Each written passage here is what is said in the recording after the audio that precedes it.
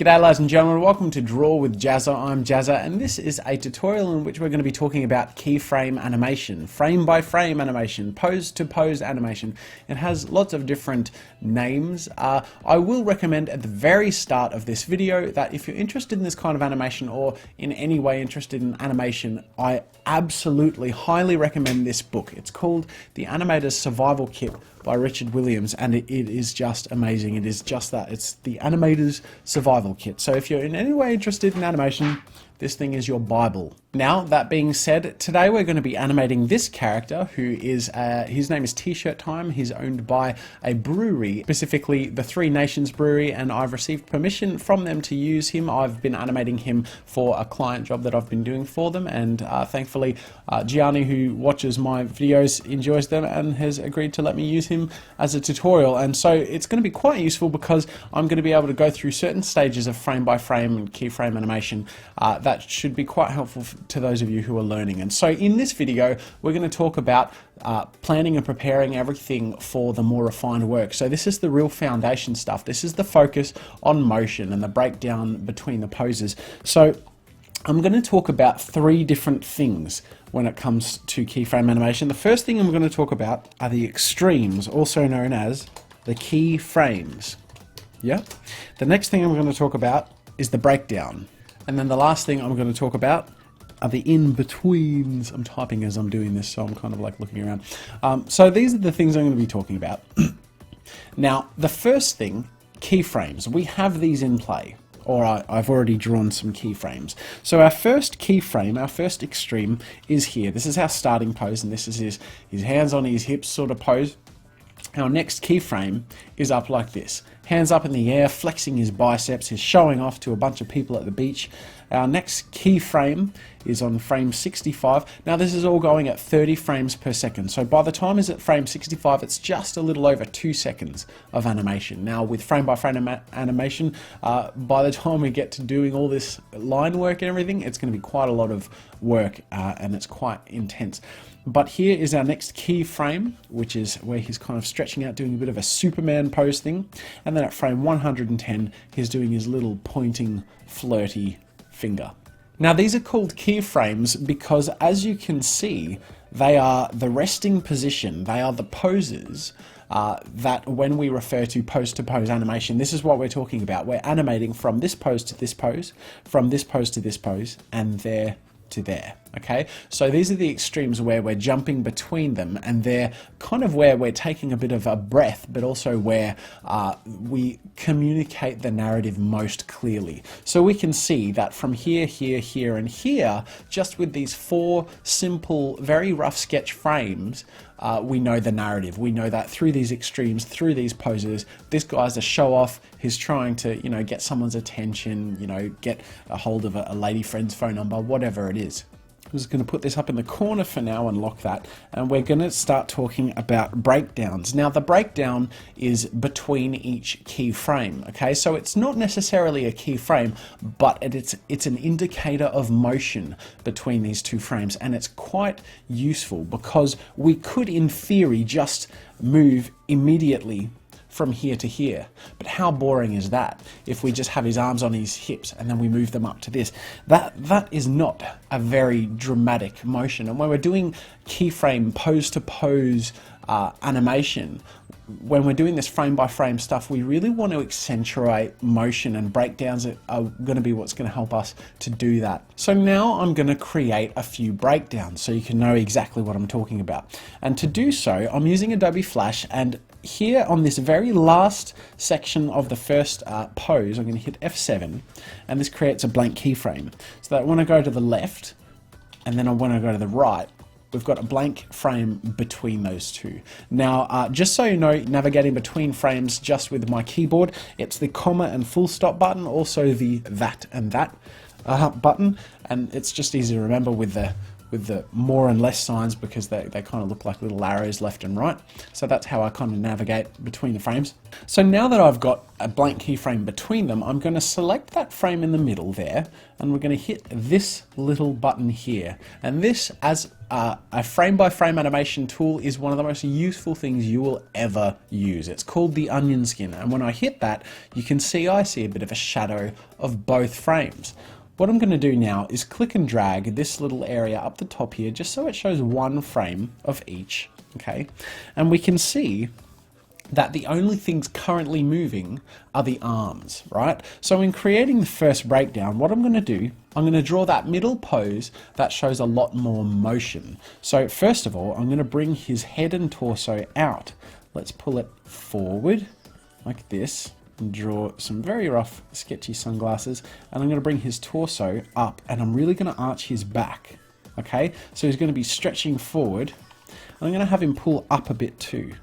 And as we draw it, we can test the motion by going back and forth and seeing how that looks. Okay, so in moving the arms from there to there, I don't want it to just be a static moving up. I want him to stretch his arms forward and then pull them back. Okay, so first, I'm going to draw this front fist, and we can see that this motion is going to be kind of like this arch, which is perfect. So I'm going to draw that fist like here. And if I really want to accentuate the motion, which I do want to do, I'm going to pull it out even further. I'm going to do that sort of thing.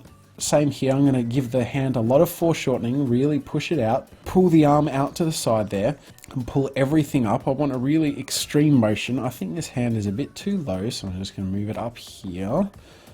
Have it level with this other hand, and it's all very sketchy, and you know what, that's totally fine, because at the end of the day, this is the equivalent to sketching beneath doing line work to a refined drawing. This is where we try and capture the essence of the motion, right? So here we have my legs kind of stretching like this. I just want to get the essentials of what I'm trying to convey, and let's have his feet go up on his tippy toes here, okay? So we're showing that extreme motion, having his whole body move, okay? So now when I get rid of my onion skin, we can see him lunging forward and then here. Now here is a little too similar to here. So I'm going to grab this and I'm going to skew it backwards and even rotate him slightly, just to show that there's quite a drastic difference, okay? So now when I go between these two frames, there actually is a bit of a difference. I'm going to skew it even more, okay?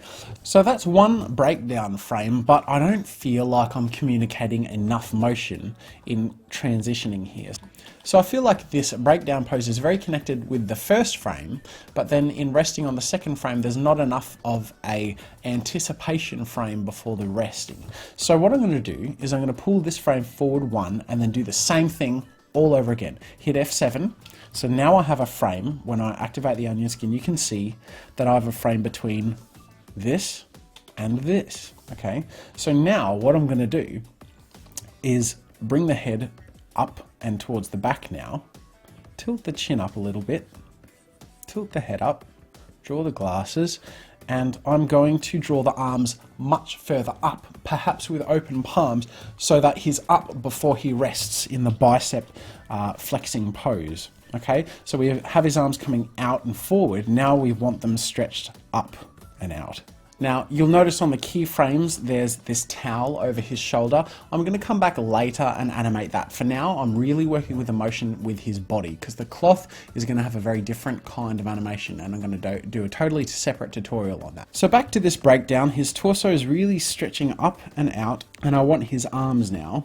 We can see that the first keyframe I'm working from here is out and forward here, and I'm going to really tuck the shoulders up, just to show that his whole upper body is lifting into his neck area, and we're getting this real motion of his upper body. Okay, so we can see this is like an extreme preparation for flexing sort of pose.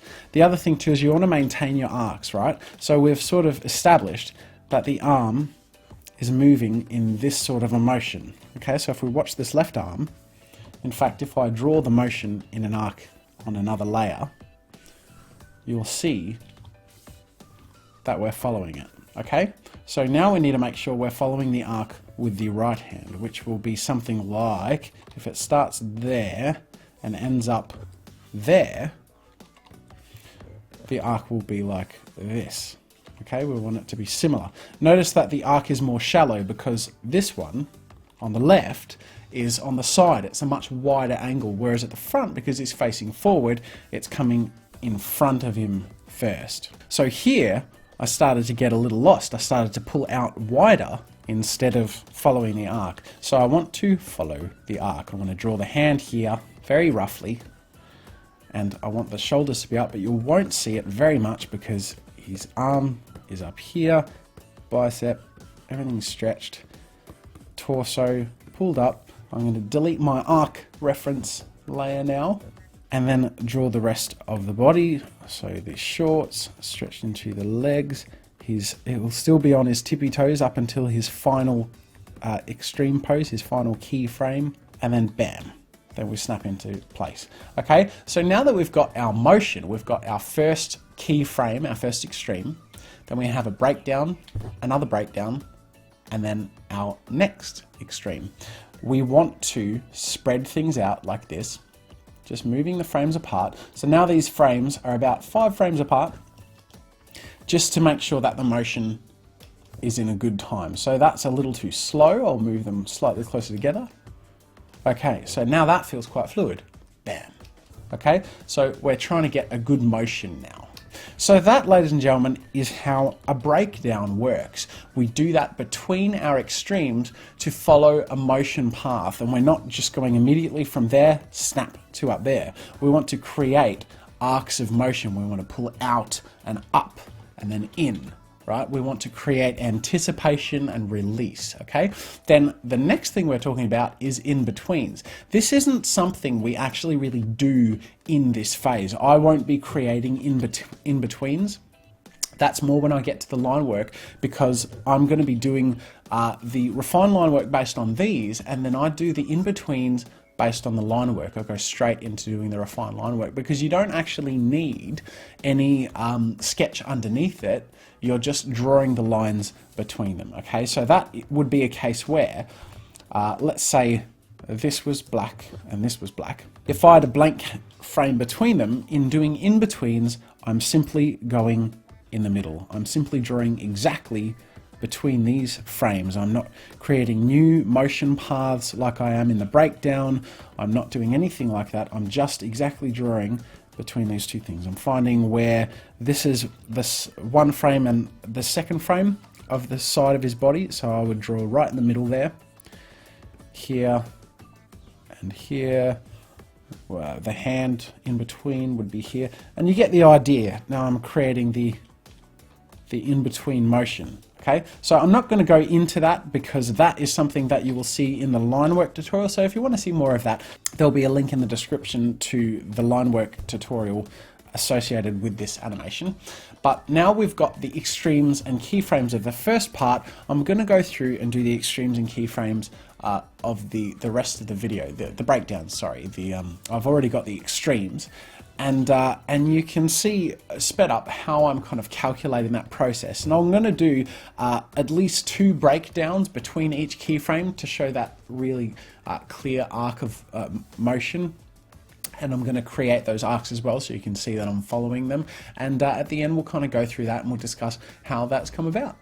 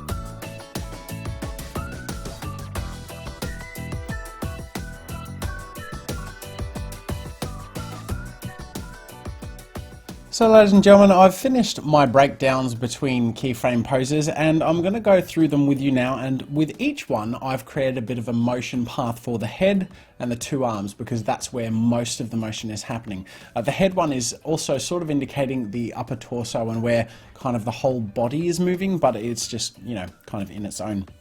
Whereas the arms have their own sort of limb motion happening. So in this first one, we've seen this one where we have this outward, upward motion into his first bicep flexing pose.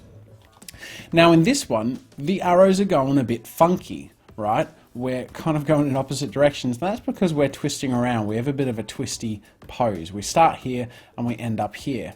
Now this arm on the left ends up going out and forward before it comes in, whereas this arm on the right becomes closer to his torso before it pushes out. And that's simply because it is pushing out. That's because here, this arm's just kind of staying in the same sort of position. We're just moving the motion. Whereas this arm on the right here, his left arm, is being thrust out like Superman, right? So to do that, we need to create the anticipation. We need to start off here, and then rather than just going from here to here, we need to create that anticipation by pulling back before we push. It creates an intensity. Oh, and I just noticed this arrow is going the wrong way, so I'm just going to quickly fix that up now.